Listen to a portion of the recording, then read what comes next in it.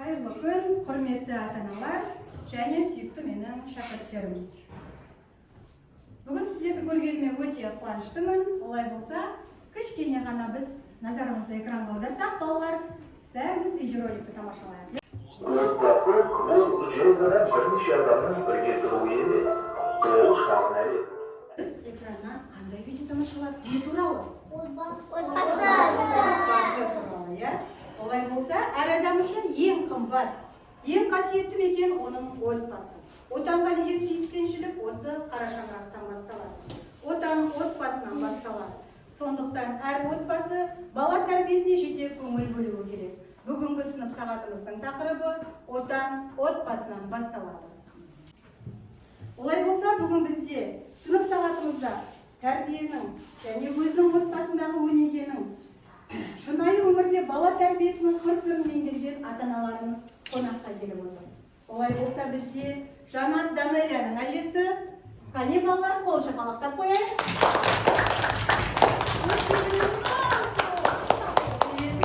Бізде Әділбек Жанеркенің әкесі Қасымхан Мырза,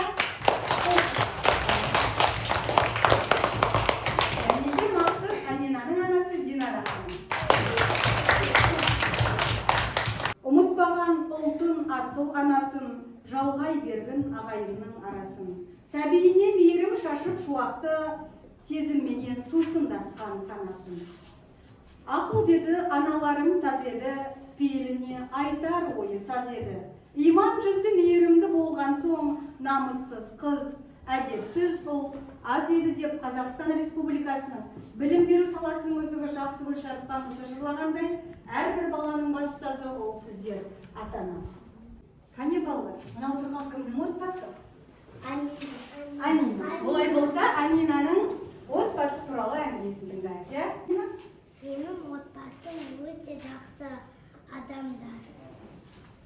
Тамаша. Қане қол шапалақтап қояйық.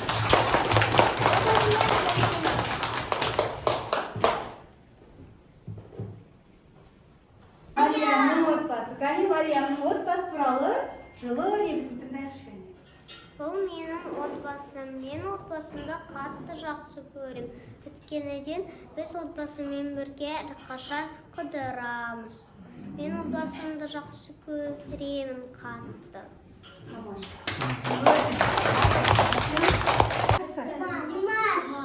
Өте жақсы көремін.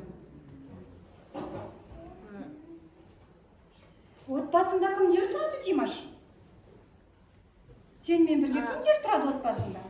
Ана, әке, бөпе. Ол сенің бауырларың, иә? Өте жақсы. Рахмет, Димаш. Адель, қане Адель? Мен өте маманы жақсы көрем.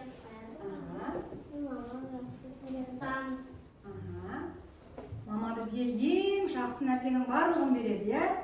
Ең басты бізге мамамыз сондай керемет мейірім төгеді. Солай ғой? Бәріңіз де мамаларыңызды жақсы көресіздер, иә? Яғни біздің әрқайсымыздың отбасымыз өзімізге қымбат және ыстық, иә балалар? Солай ғой? Олай болса, кәне біз отбасы мүшелерін адасқан әріптерден тізбектеп жазып шығайықшы кәне. Отбасы. Санжар келсінші.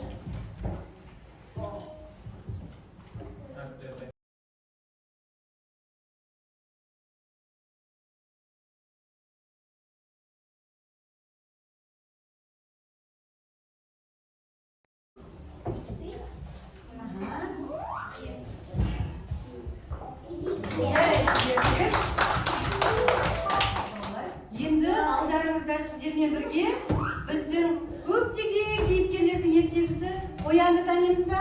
Я! Ал олай болса, бізде қоян сіздерге көптеген сұрақтар қояды, бәріміз бірге жауап берейік, иә?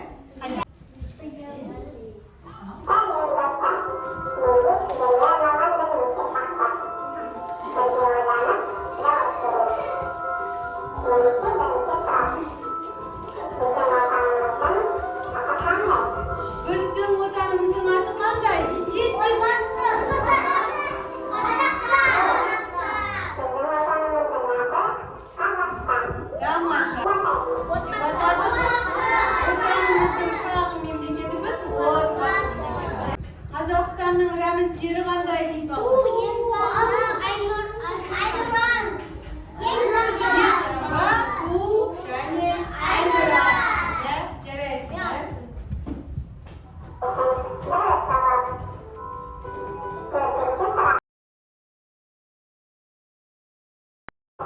Біздің ана тіліміз қандай?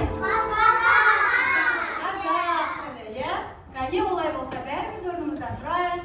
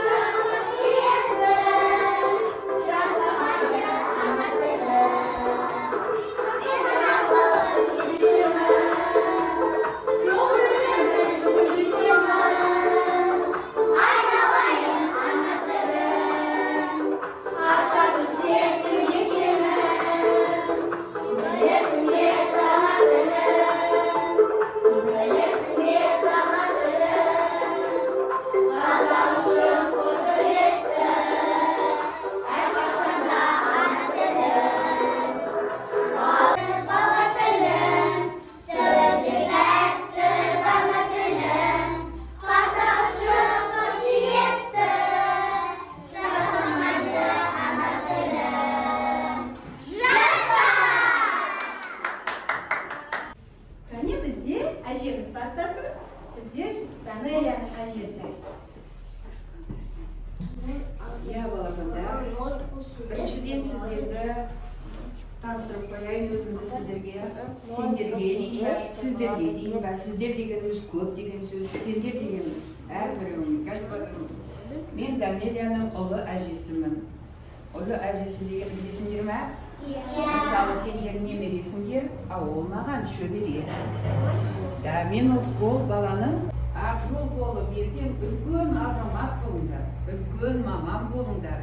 Жаңа Қазақстанның бір кірпіші болып, жаңа қазақ тілі туралы айтып жатсыңдар. Әрине, біздің қазақ тілі бірінші орында тұр. Бәріміз, міне әкелеріңіз, мамаларыңыз отыр, шешелеріңіз үйде бәрі сіздер туралы ойлап отыр. Қандай азамат? Мұғалім деп айтамыз ғой, сіз ұстазсыз. Ұстаз, міне жуырда ғаныңызбен бірге үлкен жетістіктерге жетіңіз. Қазақстанымыздың бір жақсы бір білім беру ұясы болсын сіздің классыңыз. Рахмет. Кәне балалар, көшіріңіздер. Келесі кезекте бізде әкеміз отыр, иә? Барлығымыздың ең мықты қорғанышымыз ол кім? Әкеміз, иә? Ашық сабақ өткізуге өте қуаныштымын. Сіздер бізді шақырғандарыңызға көп рахмет. Мысалы, аналарымыздың үстінде менің басында тұрған ол дәстүрлі киім, мысалы. Дәстүрлі ойындары болады, дәстүрлі мерекелер. Қолда не көріп тұрмыз? Ол не үшін керек екенін білесіңдер ме? Ұру үшін емес, айдау үшін, да? Ал енді мен де сіздерге қосып, тағы қандай дәстүрлер бар екенін айта кетейін. Ең қазақтар үшін маңызды және де көңілді дәстүрлердің бірі ол тойлар, мерекелер дәстүр бар. Сүйінші дегеніміз ол хабаршы келеді. Хабаршы келеді, сүйінші, мысалы бала туылатын болса, сіздерді ұлды болдыңыздар, қызды болдыңыздар деп сүйінші дейтін дәстүр бар.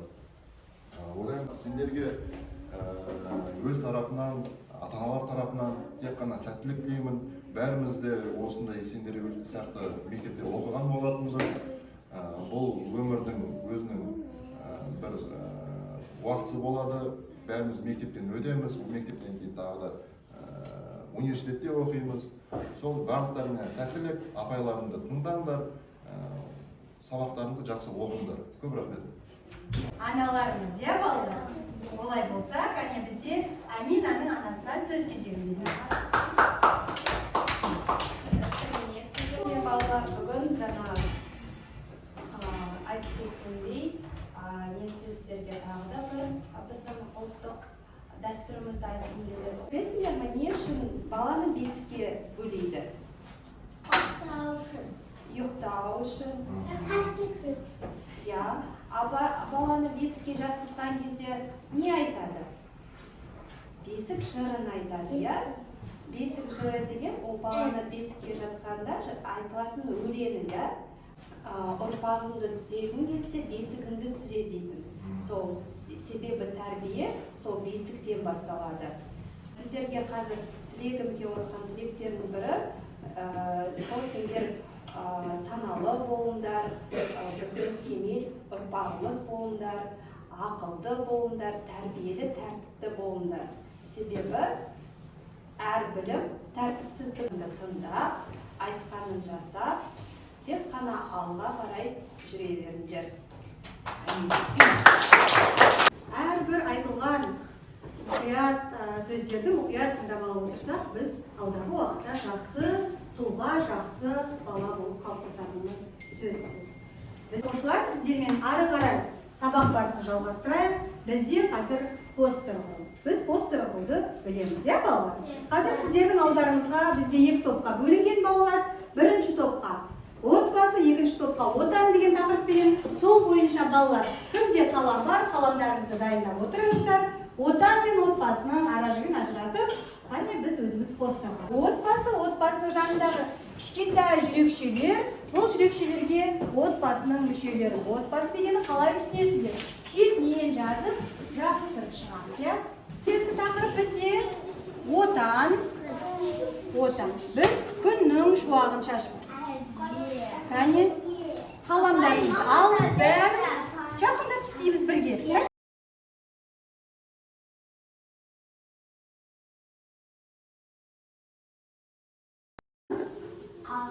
Қазақстан, отан біздің атасы, отан бабасы. Тағы да. Отан бізге тағы не? Отан біздің туған жеріміз. Отбасы деген бұл әже, ата, әпке, бауырым, бала, тәте, ана, әке, ата, балалар, адамдар бәрі аталады отбасы. Яғни отбасы мүшелерінде кімдер бар екен? Данәлі, біздің отбасы мүшелерінде кімдер бар екен? Ата, әже, әке, бала, аға. Бұлардың барлығын біз отбасы мүшелері дейді екенбіз, иә балалар? Тамаша, өте жақсы. Қане отыра қойыңыздар. Тамаша, жарайсыздар. Ал өз отбасымыздың суретін табайықшы. Отбасымыздың суретін табайық.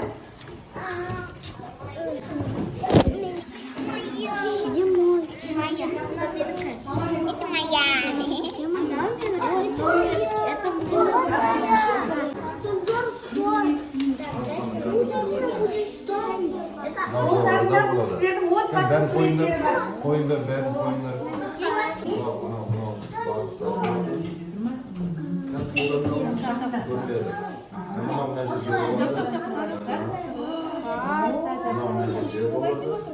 Димаш, жақындап тұр кел. Кел, мұнда кел. Қозғалпа. Дан болады екен, иә. Біз болдық. Так меня.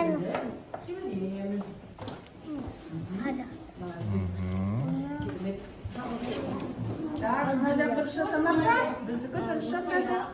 Вот өнеке болды ғой әне. Вот, Қане? Осыдан түсінеді екенбіз балалар. Олай болса, кәне орныңыздан тұрып, Абай Құнанбаевтың желсіз түнде жарық аянын